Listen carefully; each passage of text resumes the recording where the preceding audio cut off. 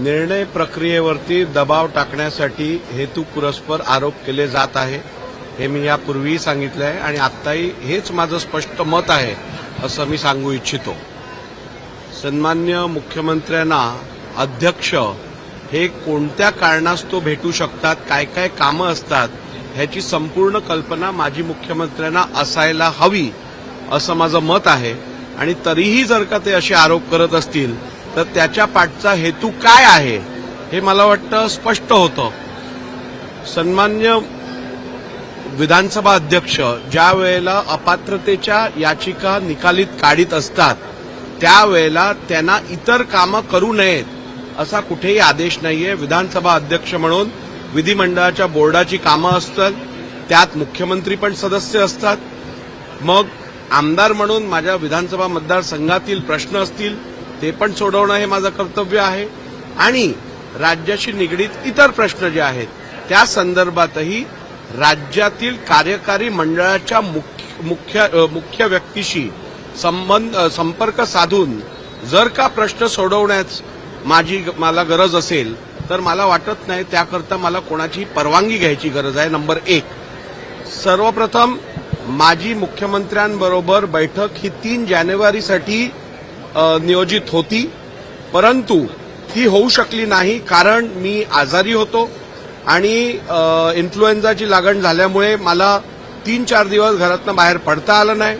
तब्येत सावरल्यानंतर रविवारी मी मतदारसंघातले काही महत्वाचे प्रश्न तसंच विधिमंडळ बोर्डातील काही प्रश्नासंदर्भात मुख्यमंत्र्यांबरोबर तातडीची चर्चा करणं अत्यंत आवश्यक असल्यामुळे मी त्यांची भेट घेतली आणि त्या भेटीत कुलाबा नरमन पॉइंट कनेक्टरचा विषय जो आहे त्यात MMRDA कडनं होणारी दिरंगाई आणि त्यात स्थानिकांचा जो विरोध आहे त्याकरता तो ओव्हरहेड ब्रिज न करता अंडर वॉटर टनेलिंग करण्यासंदर्भातला प्रस्ताव मी त्यांच्याकडे जो मांडला आहे त्या संदर्भात चर्चा करायची होती।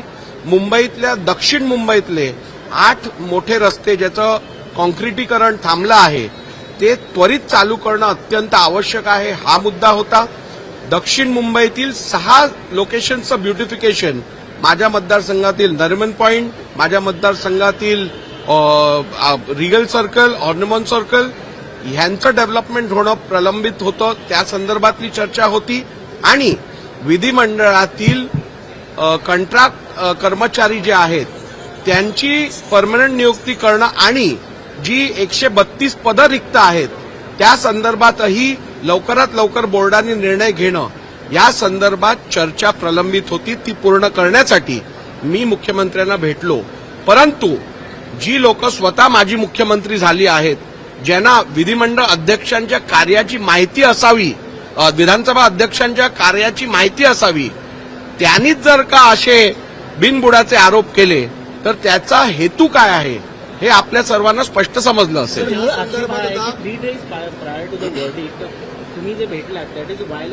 मी आज सकाळी मुंबई एअरपोर्टच्या विमानतळाच्या VIP लाऊंजमध्ये जयंत पाटील आणि अनिल देसाईंना भेटलो, मग ते पण हेतुपुरस्पर होतं का?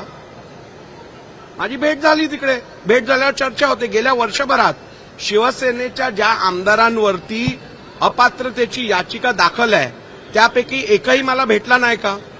मला प्रत्येक आठवड्यात अनेक सुनील प्रभू येऊन भेटले आहेत, मला अजय चौधरी येऊन भेटले आहेत, मला अनेक लोक येऊन भेटले आहेत। म्हणजे मी या कोणालाच भेटायचं नाही का? आणि प्रश्न 3 किंवा 5 दिवसाचा नाही, मी आपल्याला सांगितलं माझी बैठक ही 3 जानेवारीसाठी नियोजित होती, परंतु माझी प्रकृती बरोबर नसल्यामुळे ती मला पुढे ढकलायला लागली।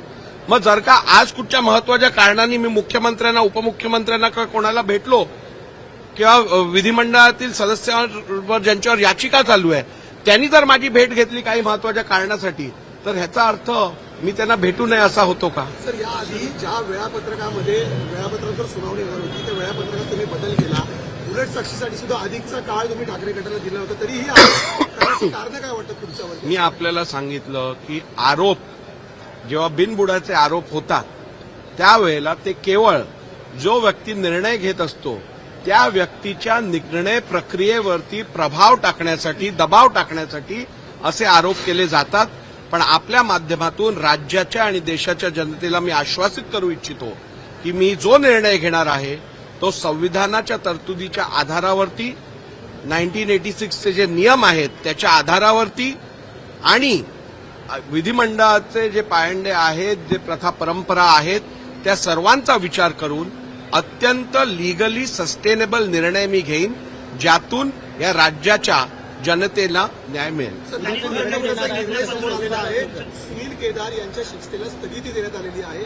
त्यामुळे त्यांची जी रद्द झालेली आमदारकी होती ती पुन्हा आता बहाल करण्यात येईल का? नाही, या संदर्भातली माझ्याकडे अजून काही एक माहिती आली नाहीये. ती माहिती प्राप्त झाल्यानंतर त्याचा संपूर्ण अभ्यास करून मी निर्णय घेईन. सर, जी भेट झाली ती भेट कुठेतरी संशयास्पद आहे म्हणून ठाकरे गटाने सर्वोच्च न्यायालयामध्ये प्रतिज्ञापत्र जे आहे या सगळ्या प्रकरणावर मग माझी सकाळची भेट जी झाली ती संशयास्पद वाटत नाही का आपल्याला? त्यांनी प्रतिज्ञापत्र दाखल केले सर्वोच्च नाही, कोर्टात जायचा अधिकार प्रत्येकाला आहे, पण मला तरी आजपर्यंत असं झालं नव्हतं कोर्टात गेले आणि दुसऱ्या तासाला सर्व्हिस झाली.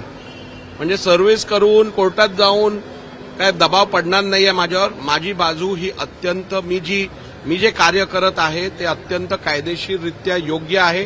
कुठेही कायद्याच्या तरतुदींची मोडतोड झालेली नाहीये आणि निश्चितपणे माझा निर्णय हा कायद्याला धरूनच असेल. CEN न्यूज, देश प्रदेश की ताजा तरीन खबरों के लिए CEN न्यूज को सब्सक्राइब करें और रहें पल पल की खबर से हर पल बाखबर.